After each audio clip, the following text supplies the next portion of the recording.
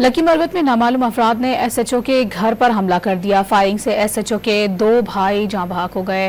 आपको खबर दे रहे हैं, लकी मरवत में ये वाकया पेश आया है जहां पर नामालूम अफराद की जानिब से एसएचओ के घर पर हमला किया गया है। फायरिंग के नतीजे में एसएचओ के 2 भाई जाँ बहक हो गए हैं। लकी मरवत में फायरिंग से एसएचओ के 2 भाई जाँ बहक हुए हैं। इस हवाले से अपने नाज़रीन को आगाह कर रहे हैं कि नामालूम अफराद की जानिब से एसएचओ के घर पर फायरिंग की गई, जिसके नतीजे में उनके 2 भाई जाँ बहक हो गए हैं। एसएचओ शफकतुल्लाह खान घर पर ना होने की वजह से महफूज रहे। मुलजिमान फायरिंग के बाद फरार होने में कामयाब हो गए, जबकि लाशें सिटी अस्पताल लकी मरवत मुंतकिल कर दी गई हैं। अपने नाज़रीन को बताएं कि पुलिस की भारी नफरी जाए वक़्फ़ा की तरफ रवाना कर दी गई है। इस खबर से मुतालिक अपने नाज़रीन को आगाह कर रहे हैं जो कि लकी मरवत से है।